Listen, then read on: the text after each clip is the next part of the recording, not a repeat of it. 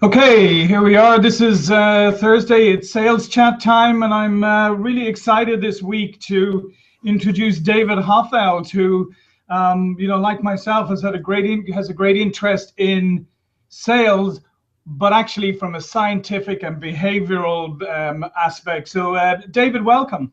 Great. Thanks for the invite. Thanks, John. Great to be here. So, David, tell us a little bit about what you do and why your approach to sales is different from maybe a lot of other people's.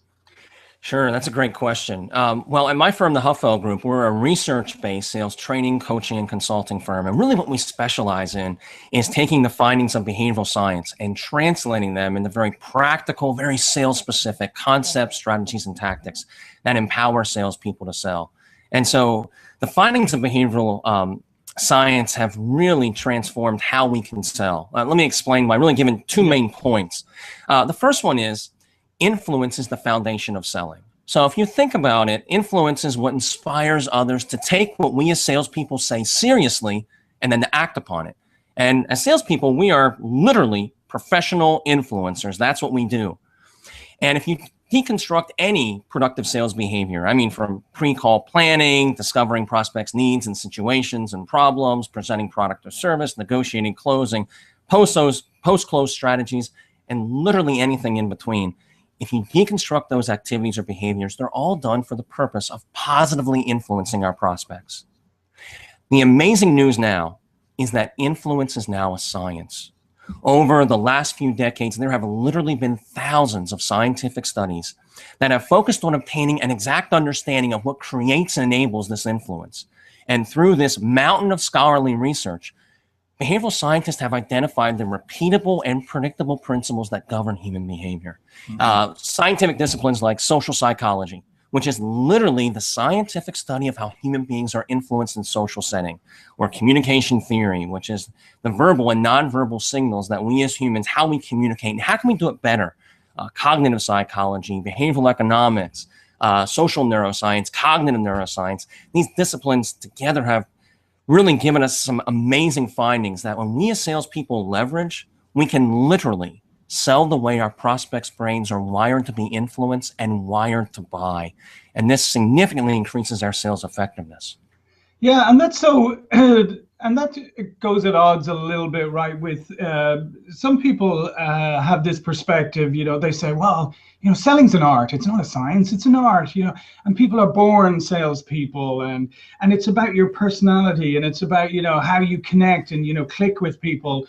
But what you're saying, and when I used to, run the Hathaway company, and Neil Rackham had, was a behavioral research and had based all his work on that as well, is just saying, no, actually, there are behaviors that can be isolated and codified, and there's a real science behind it. So this idea of it just being an art, or born salespeople, there's no real basis to that, right?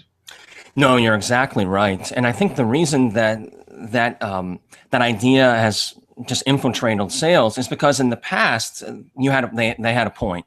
Because this science used to be hidden away in academic journals, and salespeople really didn't have access to it. So it was hard to quantify why were we effective. So it kind of went to more of the art side. But now, because the science is available, it has really changed the conversation. And so the conversation isn't anymore is selling, can it be based on an art or a science? There's overwhelming evidence it's a science. The question is, are you leveraging it effectively? Because these scientific principles matter. Yeah. So I'm just our first kind of major question here, and it's that point is, why should salespeople care about it? And it sounds, to some salespeople, you're going, oh, behavioral science. Well, that sounds a bit airy-fairy to me, but so why should they care about it? Yeah, because these principles that we found, because behavioral science is studying people. How are people influenced? How do they make decisions? Which is what we do as salespeople. So it's extremely relevant. And we want to make sure that we're selling in line with these principles. So we want to have sales strategies and tactics that are based upon them. That's going to enhance our ability to sell. What we don't want to do is violate them. Let me give you a real example. Oftentimes when we as salespeople try to advance the sale, or we try to create urgency, we'll induce in our prospects or buyers the feelings of pressure. They'll say they feel like we're being pressured. Behavioral scientists have studied that for decades, and they call it reactance. Reactance is the feelings of arousal, psychological arousal, that occur when one feels that his or her ability to freely choose is being restricted. So when we feel like we're being pressured to do something. I'll give you an example. Researchers have found that signs that say "don't litter" actually increase littering. Why? Because of reactance. We don't like that. I'll give you another example we can all relate to. You walk past a sign that says "don't touch wet paint." John, what do you want to do? I want to stick my hand right in it. I want to test to see if it's wet. Why is that, right? You're a smart guy. We all are like that. Why would rational people want to touch wet paint? Because we've been told not to. So our prospects, our buyers are the same way. So when we create strategies to create urgency and advance the sale and get commitments, which are vital to the success of the sale, we want to at the same time reduce those feelings of reactance, because research conclusively shows, and all salespeople can think back to their experience, when reactance is activated, prospects will reject not only what we're saying, but they reject us. They want to get away and they feel pressured. So how do we reduce reactance real practically? There was a research study a number of years ago where they focused on exactly that. Because we know what creates reactance. There's been research that says, how do we reduce it? Because that matters a great deal. So 2 social scientists conducted a bunch of experiments. One of the most interesting one I'll share with you was they went and studied panhandlers on city streets who were asking for money. And they would go and observe a panhandler, and they would calculate the rate of compliance, meaning how many times when he asks for money, what the rate of acceptance when he would get some. After they had some predictable outcomes where they could forecast what would happen, they would go and approach them. And they would introduce themselves and they would say, "We want you to do exactly what you've been doing. But if you wouldn't mind, at the end of your request, could you state the phrase, 'Of course, it's up to you.' Of course, it's up to you," at the end. Do you think compliance went up or down? Oh, I'm sure the panhandler's bucket was full at the end, right? Exactly right. 400% in rate of compliance increased. Now, the reason why is because it reduced reactance. Those feelings of pressure were diminished, but that urgency that the request initiated was still present. So it's important for salespeople that we think that through when we ask for something, to make it feel like we're not pressuring our prospect. Because once we induce reactance, reactance kills influence. So it sounds to me that there are some very practical, almost simple things that you can do if you understand this. And conversely, there are some basic principles that if you violate, you immediately reduce your chances of success. So it's not like this is hugely complex. It's like there are certain principles that if you accept them and you operate according to them, you'll be successful. You violate them, you're not going to be successful. You're exactly right. And it's almost intuitive. When I teach salespeople, they use the phrase more often than not, "Oh, that makes sense. That makes sense." Because it's how our brains are wired to work. But if you don't understand this science, or at least have strategies that are based upon it, I don't think salespeople need to become amateur psychologists or anything like that. But in my opinion, and the evidence would suggest this, you need to have sales training. You need to have sales strategies that are based on this science. Because if you violate it, it significantly diminishes your ability to effectively sell. And if you sell and align how you sell with it, it is just powerful, because you are literally selling the way our prospects' brains are wired to buy. And this helps them buy. We're not getting in the way of that. So it seems to me that there's a big awareness piece, but maybe there's a little bit of inherent conflict here too, is because let's face it, we've long celebrated the hunter, the aggressive guy, the guy who really pushes for the close, the assumptive closer, all of those things. And it seems to me that a lot of that seems to be at odds with what you're talking about. So are we to some degree, there's a conflict there that perhaps we celebrate a type of salesperson who may be a little bit at odds with the behavioral attributes you're talking about? It's a great point. In some ways, yes. And I guess the root of the problem is where is our source of sales truth? Are we going to what we perceive and what we see and go, well, that's kind of neat. I like that style. Or are we going to science? Because what science has shown, and there's powerful research on this, is that your brain and my brain does not make a buying decision or a decision at the conclusion of a persuasive request. And this matters a great deal in sales, because traditionally in the past, closing has been structured that way. Books on closing deal with, the phrases you use to close the sale. And then the other half of the book is how to handle the objections that those phrases induce. What research has shown overwhelmingly is that your brain, my brain, makes a buying decision incrementally. So we make it incrementally. So there's certain small commitments that enable and even facilitate that larger commitment of a positive buying decision. And so to your point, selling is not this focusing on the close and this pushing through. In looking at it more holistically, more scientifically, says that it's those incremental commitments that guide our prospects' minds on a progression of consent and naturally advance the sale. Because if you come in like a bulldozer, you're going to not only initiate reactance, but you're going to drive down the sale, the likelihood of it, because you're violating how their brains are wired to buy.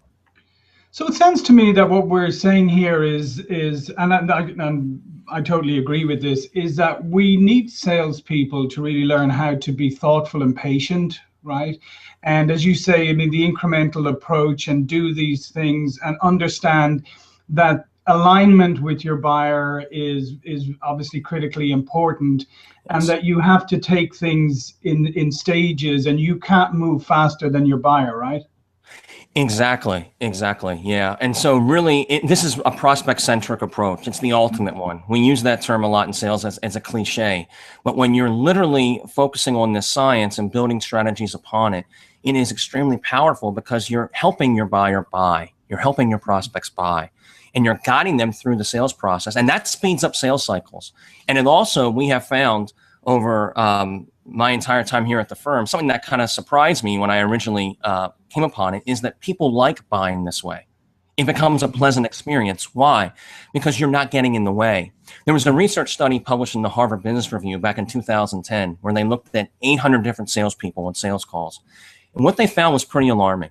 They found that 63% of the behaviors of these salespeople drove down performance. Only 37% helped them sell, increase their sales effectiveness. Now, why? What constitutes a behavior driving down performance versus helping you sell? Right? It violates the science. We get in the way, and all of us can relate to that as consumers. We have all worked with salespeople as consumers where we get frustrated, right? We're like, what's going on there? They're getting in the way of us buying. They're violating the science unknowingly, and it drives down the likelihood of the sale, and it frustrates buyers. So what are a couple of practical things that you could maybe advise salespeople that, maybe to look at today to see if there are a couple of mistakes I'm making, a couple of these violations of the science that I'm maybe subconsciously doing on a daily basis? What are a couple of simple practical things for me to look at? Yeah, that's a great question. There's so many of them. That's one thing that's great about the science is it's as practical as it gets. So let me give you a couple real quick. One that is really important is what we call choice architecture. Choice architecture is a term that comes primarily from behavioral economics, which has been booming. And it looks at not just as salespeople asking people to make choices, but how do we ask? And decisions, we say, in choice architecture are made contextually. Right? They're made contextually. So what happens before a decision and around the decision shapes the perception of that decision. So real simply, how do we leverage that? Let me give you a couple practical examples. One that we can all relate to as consumers is restaurants. If you go in and look at a restaurant menu, for example, you see choice architecture right there. When social scientists go in and redesign restaurant menus, research shows they can consistently increase the average sale between 2 to 10% just by redesigning the menu. Here's what they do. A couple things. Number one, you and I will pay a lot more for fresh squeezed Florida orange juice than mere orange juice. Also, higher end restaurants don't have dollar signs on the menu. They just have prices, just numbers, no dollar signs. Why? Dollar signs increase the perception of expense and reduces the average sale price. Also, on a list of entrees or appetizers, we're more likely to pick something from the top or bottom of the list than the middle. So where do you bury your low profit items? Right in the middle. So that's choice architecture. Rather than asking for choices, architecting it. So how as salespeople can we do that? A tip that I give salespeople that really helps them get really strong commitments is what happens prior to the commitment. There's something in behavioral science called priming, meaning helping someone, creating a perception before you ask for a commitment. We can all relate to this. A real practical example is last time you've watched a scary movie or a horror movie. After that movie's off, you hear a noise in your house. What happens? You Yeah, know, you you jump freak 10 out, foot in the right? air. Yeah. Why? Why? You may have heard that noise a million times before, but right then you're startled because you're in that. It's primed you. That movie has primed you, putting you in a heightened state of awareness. So we as salespeople can do something like that. What I recommend doing is using, before you ask for a commitment, use what's called a tag question. Here's what a tag question is. It's an involvement trial close of a specific kind. It's a value building statement that is converted into a question that's consistent with the commitment. So for example, a value building statement would be that window behind me there. If I said, that is a beautiful view. But a tag question is when I make that a question. So that is a beautiful view. Wouldn't you agree? Right. So I halt the flow of information, allow you to mentally digest and verbally assess that assertion of value. So then I can ask for a commitment that's consistent with it. So for example, let's say I'm selling widgets. And I would say, John, does it make sense why so many people are choosing our widgets because of their durability and strength? You say, yes. Then I'm going to ask for the commitment. Would you ever want any other type of widgets other than ours? I'm far more likely now to get that commitment because you just told me that it makes sense why so many people, leveraging another scientific principle called social proof. So many people, it makes sense why so many of them are choosing us because of these two factors, which are important to you, which I've already would have found out. After stating that value, agreeing with that value proposition verbally and publicly, now you have to be consistent with it, which is another scientific principle of consistency. So I ask for a commitment that's consistent with that. So for salespeople to think about, when I ask for commitments, what comes before? Because commitments are made contextually. What comes before matters a great deal. So you want to think through that and help your prospects make those commitments. Make it easy for them. Yeah, so it's really what you're saying is you're thinking structurally, right? And you're thinking about steps in a sequence, you know. So you're not just one at a time. You're thinking about a couple of things that are happening. And I think the other part that you're saying here, and I think this is a critical takeaway as well, is you're creating space for the buyer to think, right, and process. And I think that's a big mistake that a lot of salespeople make, is that they want to get on to the next statement or the next question or whatever, and they're afraid of that silence, right? Yes, and that's exactly what it is. So it's helping your prospect think through this information, because our brains are amazing organisms. They're 3 pounds. They can do astounding things, but they're also very limited. And there's a lot of research on that. Let me give you an example, and then I'll show you how salespeople can leverage that with a strategy. There was an interesting study published many years ago by a famous cognitive psychologist named George Miller. And he studied the number 7. In fact, that's what his research paper was called, the magical number 7. And what he found was our brain's ability to memorize digits significantly diminishes after 7, which is why telephone numbers here in the United States, excluding area codes, are 7 digits. If you go to 8, your brain's ability to memorize goes down significantly. So our brains develop what we call heuristics, which are mental shortcuts. And that comes into play a lot in sales. For example, when you are showing your prospect a price, is that price a good price or a bad price? How would your prospect know? Our brains will do a comparison to something else, right? It'll say, okay, is that good? And they're going to think of something. How do they determine that? So you can let your prospects do that on your own, make them do that mental work, which can go numerous ways depending on the situation, or you can help them. And that's what this science shows. So before you deliver a price, you want to say something to the effect, you know, normally this would be X, but today it's this. Or you want to recap the ROI, or, you know, investing in our software, from what we've talked about, John, looks like it'll save your company about $2 million. Is that correct? Well, yeah, okay. And then you go into price. So now they're comparing your price to $2 million. So $100,000 software for a $2 million return. That seems like a good deal. So being proactive in that and thinking through that. The same when we do objections. You know, so if I get an objection, I go through my process and I want to give you a response, often using a comparison in my response. So comparing it to something you're going to lose if you don't move forward. It can minimize that objection and really help, again, that comparison. Make it easy for their brain to process it, because we don't want to overcomplicate things, and often we do. Yeah. No, I mean, that's agreement. I think I always said that with Neil Rackham's work and spin selling. You always said that it's very simple concept, but simple doesn't equate to easy, right? Because you have to be consistent. You have to understand how to use it.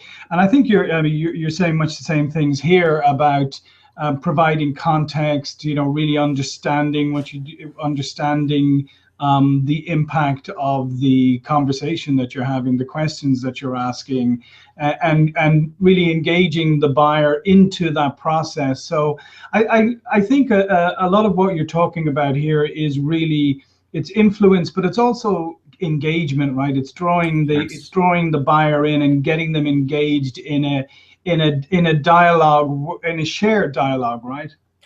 Yeah, absolutely right. So yeah, it's injecting the science into the sales process and actually building processes upon it. So it helps people buy. It helps them disclose information as well. So there's all kind of ways you can do to help facilitate the sale, speed it up, and create a positive experience for your buyer, which is going to help you not only get the sale, get referrals, get repeat business, and again, so it's very, very powerful, and it works. I mean, it's been proven to work, and that's one of the things that really drew me to the science originally, was that it was verifiably effective.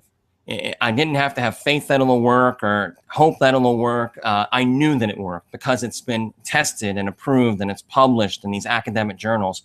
And so when you apply it to selling, it just has the ability to transform your sales effectiveness. Yeah. So how would you advise salespeople to start to learn about behavioral science and really start to inject it into how they sell? Because I feel today like salespeople are bombarded from all sides with, oh, here's the latest and greatest methodology, or here's the latest and greatest sales book. Yes. A lot of it's opinion based, a lot of it is like, here's what worked for me, a lot of it's conjecture, some of it's based on survey data or whatever. But how would you advise somebody, if they really wanted to get into this and make this part of how they sell, what are some of the practical steps they could take? Yeah, that's a great question. I think this is the future of selling. I have no doubt that every sales training company will be utilizing this science in the next decade.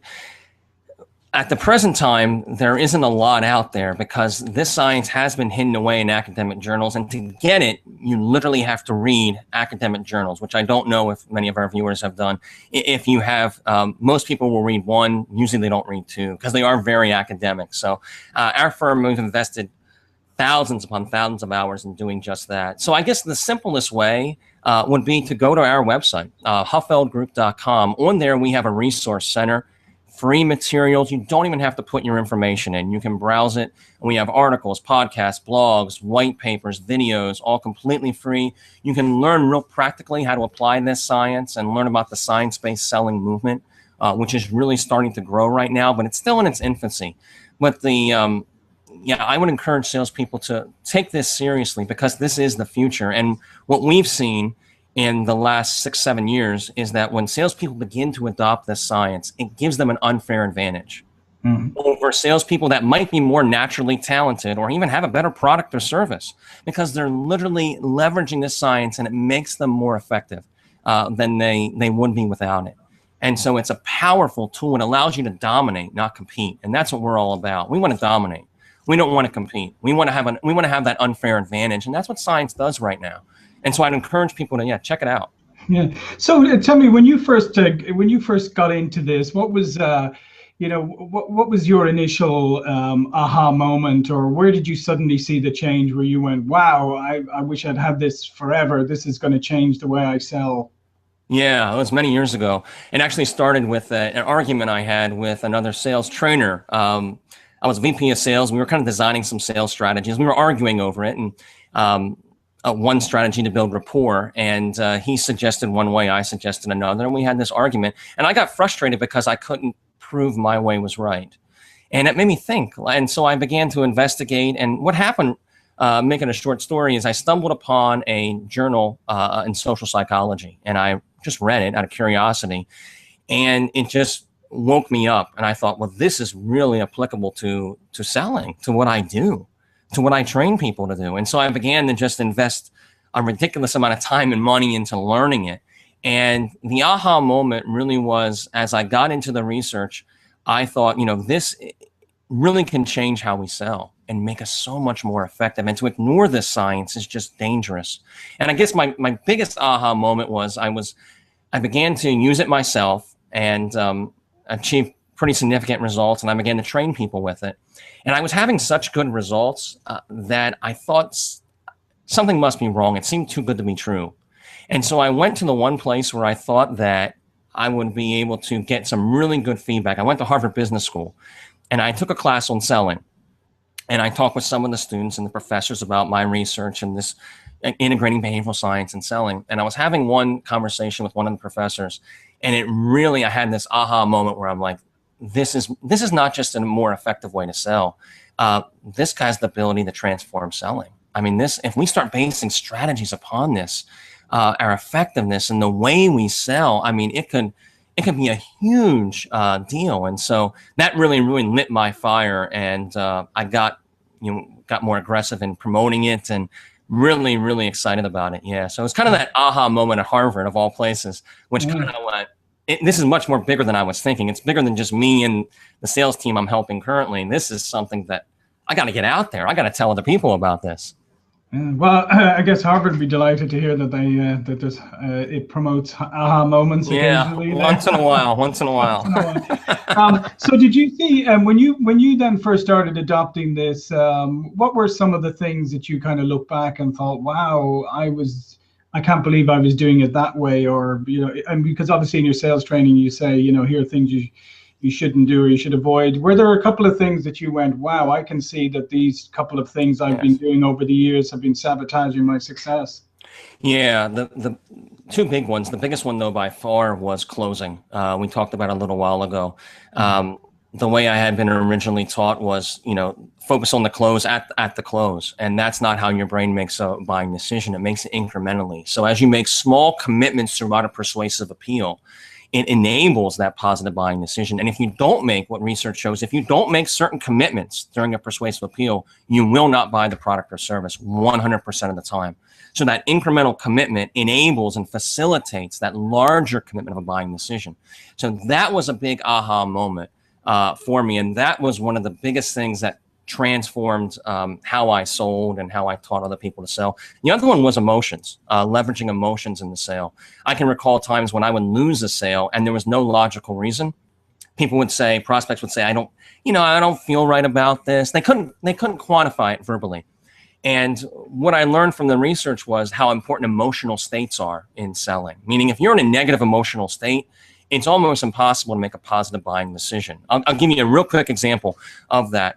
That's a powerful study done by Daniel Kahneman, who won the 2002 Nobel Prize in Economic Sciences.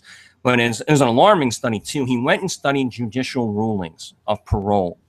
And he said how often, when he looked at emotions, and when a judge is in a positive emotional state, so just started the day or just after lunch, or after he laughed or in a good mood, what's the rate of parole that's granted? 65%, he found.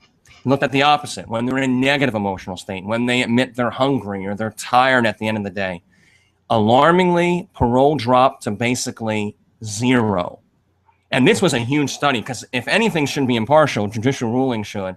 And this was a big deal. So emotional states matter. So that really, I don't want to present to a prospect when they're in a negative emotional state. I want to address that because that shapes perception. Information isn't what sells products or services. It's the way that information is presented that shapes perception, and that matters a great deal in selling. Well, that's good to know. I'm going to make sure if I ever have a parole hearing, it's first thing in the morning after that. I'm going to make sure I understand whether the judge has had a good breakfast, has in a good mood, or I'm going to look for a lot of lawyers are taking seriously that study. There's actually been some articles written about that. I mean, intentional about when is the parole hearing matters a great deal. That's exactly right. That's exactly right. So we're bumping up against the end. What we always like to ask our guests as the last question is, what's your supercharged secret for setting yourself up every day for success? So, David, what do you do every day to make sure that you have the most productive day possible? That's a great question. I guess there's two things I try to do. Number one, I mentally rehearse my day. First thing in the morning, right after I get up, I take about 2-3 minutes and just think through what I'm going to do that day. And it helps me just align my thoughts and it helps me be more productive right from the get-go. The second thing is reading. I am a big believer in you got to read. So whether it's a sales blog, whether it's a book or an academic journal, every day, one of the first things I do is I spend 20, 30 minutes reading. And that really helps me get awake, wake my brain up, but also start thinking critically and start thinking deeply. And it really sets me up for success the rest of the day. And one of the reasons I do that, many, many years ago, a quote from Mark Twain that really struck me was, he said, "There's really no difference between the man who does not read and the man who cannot read." And I'm like, wow. And I've been doing reading every day first thing for many, many years, and it's definitely served me well. Wow, that's great. I love that quote too. So, well, as usual, this half hour has flown, and I feel like you know, that we could talk for another 3 or 4 hours, that we just scratch the surface of this. But I hope people take away from this that there is science to selling, and behavioral science matters, and it's proven to have mattered, and the research is there to prove it. Absolutely. So David, thank you very much for your time, David Hoffeld. And you know, if you want to check out more, as you said, go visit the Hoffeld group. But it's been another edition of Sales Chat. Thank you all for joining, and for people who joined in on the Twitter sphere. We look forward to our next go around. And again, you know, thanks to our guest today, David. All right. Thank you, John. It's been a pleasure.